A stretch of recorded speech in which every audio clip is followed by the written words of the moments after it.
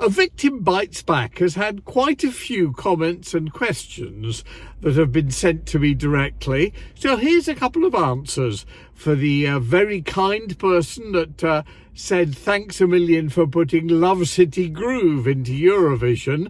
We got into the top 10 with it and it was a huge top 5 hit in Great Britain. I was delighted to be able to do so. I was running the UK Eurovision side of things at the time, and my greatest joy was it was very much a mixed race group that did Love City Groove, unfortunately, Eurovision for years and years had really not been very pro mixed race or people of a different coloured skin. And I wanted to break that. And we managed to do it. Not only did we get into the top 10 of the UK, which was fairly unusual at that time, but also, whilst it was a big hit, it was the most played track on Kiss FM in London at the time, which was a very credible black radio station, and it got played again and again. And my knowledge that a UK Eurovision entry by a mixed race group was the most played record on a very trendy radio station in London gave me enormous pleasure. Another question was, whatever happened to Jeremy Legg? Well, I produced and put on and wrote a show called No Limits way back in the 80s. The main hosts and from the second series onwards were Jenny Powell and Tony Baker, who I have a huge soft spot for because both of them appeared at my trial in the year 2000 or 2001 as character witnesses saying what a fine, honourable, upstanding gentleman I was, which I really will always owe them for that. But the two hosts in the original series were Jeremy Legg and Lisa Maxwell. Lisa Maxwell turned into quite a big star as an actress. I think she was in The Bill, if I remember correctly. But Jeremy Legg has disappeared without trace, and I'm afraid my answer has got to be, I have no idea where Jeremy Legg is. If you want to ask questions, just watch A Victim Bites Back and send the questions through.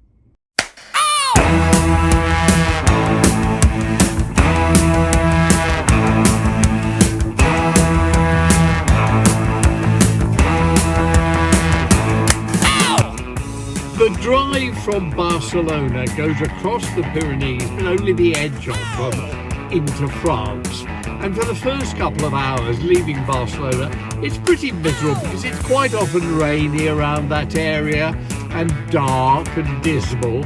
But then you reach France, and as you get near Aix-en-Provence, the sun really comes out and you're in the glorious French Riviera.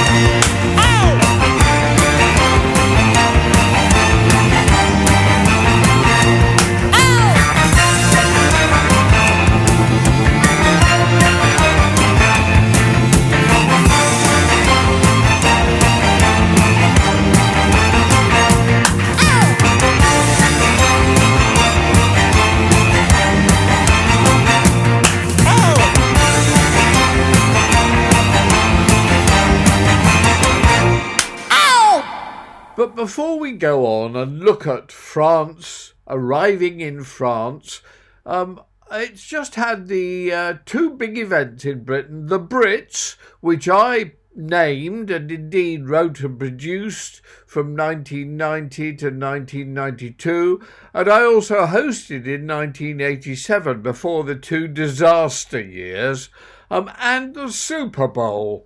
I'm a big fan of American football and indeed of baseball. I think it's my father's American background because I am half American. But watching both the halftime show in the Super Bowl, which was, by the way, a terrific game this year in 2023, was Rhianna. And it was spectacular, actually miles better than the Brits, which was really very bad. But the problem with both was the music really wasn't very great. I quite like Umbrella, Rella, Ella, Ella, Ella, but I'm not a big fan of the Rhianna tracks or of the current hit situation. But the main problem I had is spectacle. Why has spectacle replaced great music and great performances? Well, obviously, in many cases, because the performers are not great at performing, and therefore they have to have 400 dancers on stage with them, or perhaps 4,000 members of a choir singing in the background. But I'm getting fed up with it because it's so expected. Anyway, I was quite impressed by the Super Bowl thing when Rhianna went into the sky on what looked like a slightly larger smartphone. And I thought to myself, God knows I would never do that, singing, especially if I happened to be pregnant at the time, which I was. But getting back to music, and a track, perhaps my favourite ever song and record ever released was You've Lost That Loving Feeling by the Righteous Brothers, produced by one of the gods of music, Phil Spector, who is just a sensational, original, brilliant producer. And I did a version of the song just to show it could be done completely differently. You blew it, and everybody decided I did blow it. I haven't met one single person who liked it. I think it's terrific. What do you think?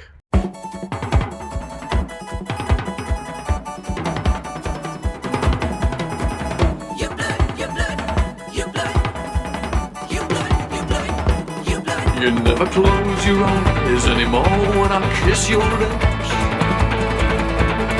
And there's no tenderness like before in your fingertips. You're trying hard not to show it, but baby, you blew it, you know it. You've lost that loving feeling, oh that loving feeling. You've lost that loving feeling, now it's gone, gone, gone, gone, gone, gone.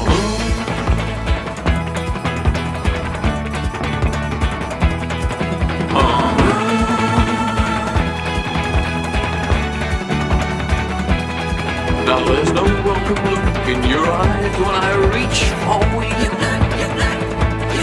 And girl, you're starting to criticize little things I do. It makes me just feel like crying, 'cause baby, there's something beautiful dying.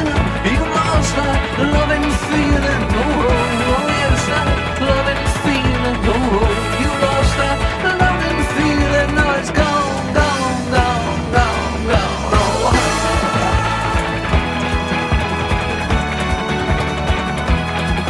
oh.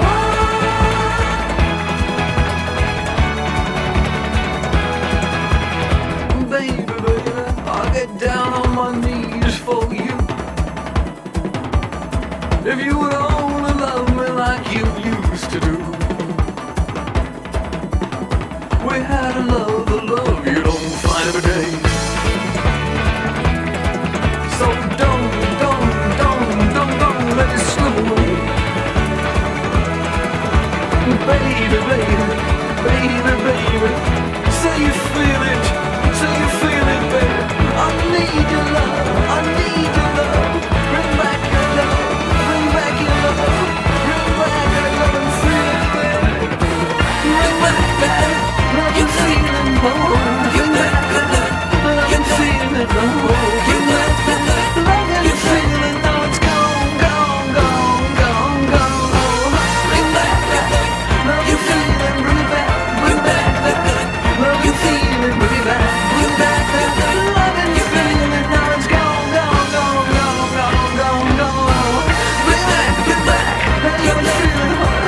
Bring back,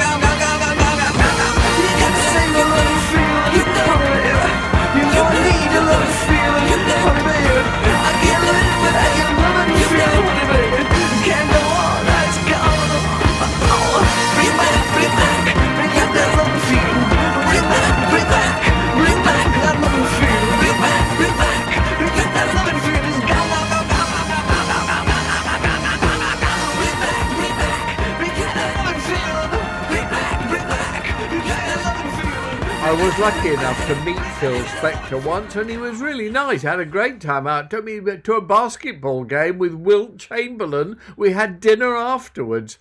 And he wrote me a long and very sad letter when he was in prison for a crime which he swore to me he never committed.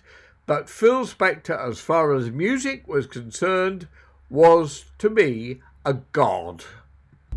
It may not be known by most people that way back in the very early 1990s, I named and ran, and even originally in 1987 hosted, which is when I named the Brits. The Brits. The Brits stood for the British Record Industry Trusts Show, BRITS. And I ran it and brought it back from the disaster that was the Sam Fox and the Mick Fleetwood year, and turned it into a huge success for 3 years when I was allowed total 100% control over it. But by that time, when it was a huge hit with about 10 million viewers every year, the industry started discovering that it might perhaps benefit from taking back control. It did, and I quit. You see, the deal was that I had total control over the shows, who was booked, what we had in it. I wrote the script and everything. And in fact, we had something called the Great British Music Weekend, which starred all sorts of fabulous acts: Ozzy Osbourne, The Cure, Happy Mondays, all different types of music, and used little clips of each band, even some unsigned bands in the show. It was actually, when I was producing it, a great celebration of great British music. We even did away with the host, so I always think usually a waste of time and space, and instead had voiceovers, very brief voiceovers. My favourite moment of all was when I managed to persuade then Prime Minister Margaret Thatcher, when I asked her what was her favourite song, and she said she thought, "How much was that doggy in the window?" And I said, "How did it go, Prime Minister?" And she looked at me with a twinkle in her eye because she knew what I was doing, and she went, "How much is that doggy in the window?" You could have heard a pin drop in the auditorium as we were doing the show live, and the country went crazy. I think perhaps that's my finest moment of all as producer and writer of The Brits.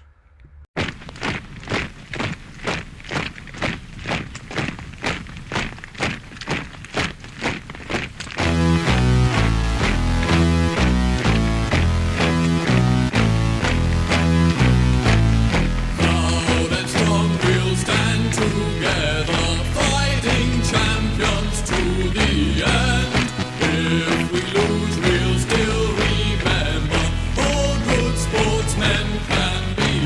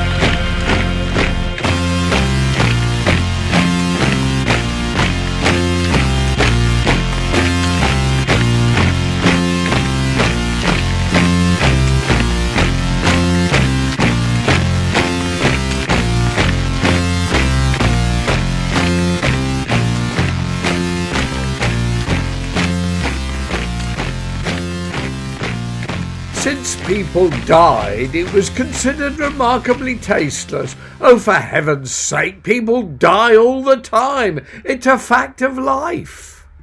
As you may have guessed, that's not the most expensive record I ever produced.